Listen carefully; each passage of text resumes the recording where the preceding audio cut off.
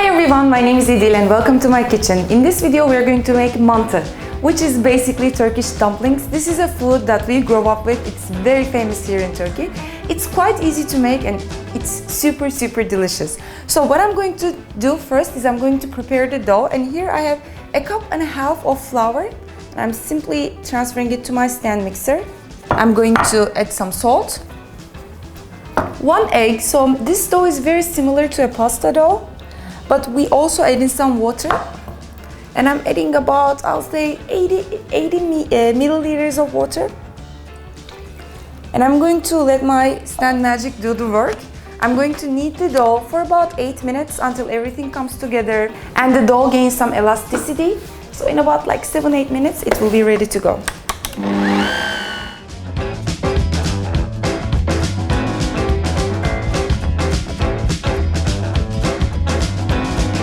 And the dough is ready. We are also going to flour the surface when we are rolling this out, so no need to add more flour. If it looks a little bit sticky to you, right now it is, that's totally fine. I'm going to let this rest in the fridge for about 10 minutes. So I'm simply going to transfer it onto a cling film, and that's perfect. And while it waits, we are going to prepare the filling. And I'm simply going to make this in the shape of a disc so that it will be easier for me to roll it out after. So this goes in the fridge now. For the filling, I have 100 grams of minced beef in front of me, and I've asked my butcher to give it to me a bit fatty. So as you can see, there is also some fat in it, which will make it not dry. It will make it like nice and juicy. And to that, I'm adding 1 grated onion, some salt, and some black pepper. If your minced beef is lean, then you can add in some olive oil at this point, again, which will make it nice and soft. I'm simply going to mix everything. You can use your hands, you can use a spoon like me. So when the dough is rested, we'll continue.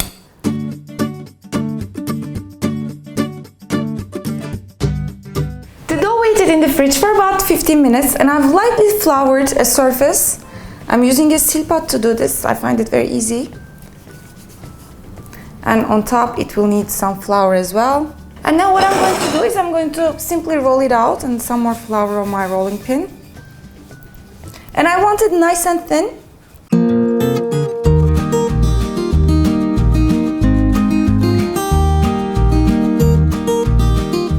Making a dough and rolling out and making dumplings usually seems a little scary, but as you can see, it's quite simple and very easy to make. When I make this, I usually don't make anything with it. I just make mantı, like dumplings, and we eat it with yogurt, like with some garlicky yogurt. And it's a quite enough dish. You can think of it as like dumplings, you can think of it as ravioli. The only difference is we eat it with yogurt. And it's very common in Turkey, like you can see it on the streets, in restaurants, or grandmothers, like every Turkish grandmother knows how to make mantı. So it's a quite sentimental dish for us. One thing, you need to make sure that it doesn't stick, and that way it would be much easier to make your dumplings later on. And I go as thin as possible. And as you can see, the dough is quite easy to work with. This is also a dish which brings people together, because like when we make mantı, we usually make it in big amounts. And you can do that, and you can freeze some to fry and cook later. So usually, like when I was a kid, like my grandmother's friends used to come, and like they would all sit around the table and they would all make mantı together, and so it's quite fun to make as well. So that's perfect. Now what I'm going to do is I'm going to cut it into squares, like maybe 2 fingers thick. So first I'm doing vertically.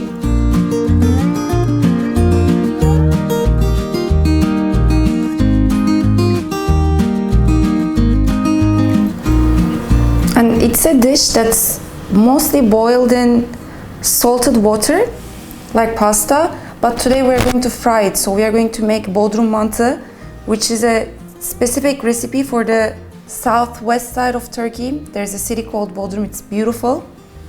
So today I'll show you how to make Bodrum mantı. But if you want to see the traditional one, do leave your comments and I'll make that one too. And now I'm going to get the filling. And just a small amount, like this is perfect. I'm simply going to dump a small amount, a size of a chickpea, into each little square. And you will get a hold of this like in about 2-3 minutes, and you will go much faster.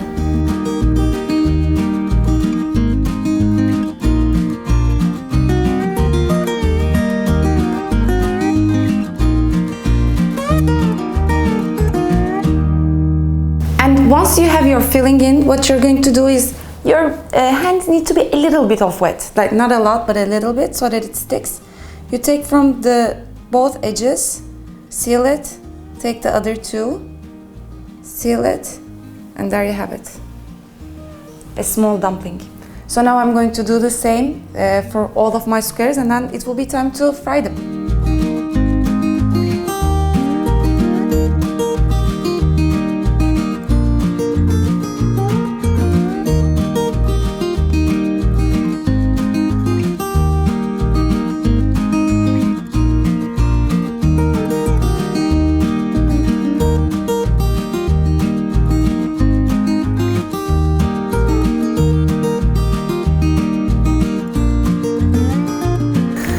We are good to go. So it may take a little time, but it's actually quite fun to do, and like I said, if you can get help, it will be easier and faster. And here in this pan I've heated up some frying oil, and now what I'm going to do is simply, I'm going to put these on here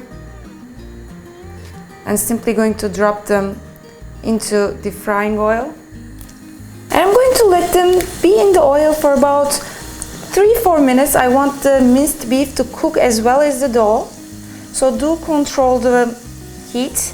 And it's quite important that you seal these nicely so that the filling doesn't come out. It's not a huge problem, but still. So I'm not going to overcrowd my pan. I'm going to do it in 2 or 3 goes, and then it will be time to serve.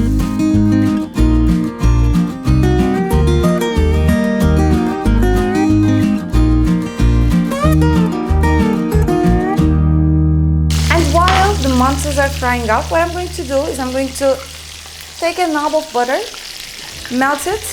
This is going to be a part of our sauce. And once it's melted, I'm going to add in some red pepper flakes, and it will add an amazing level of deliciousness.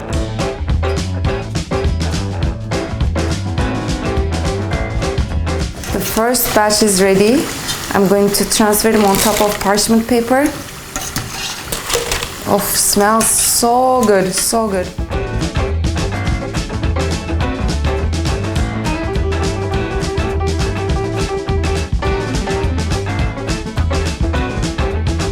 Although it's super fun to eat them like this, I'm going to show you how we do it. So here on my plates, I'm transferring some. And this is perfect for 2 people. If you're more than 2 people, make sure to make more because it won't be enough.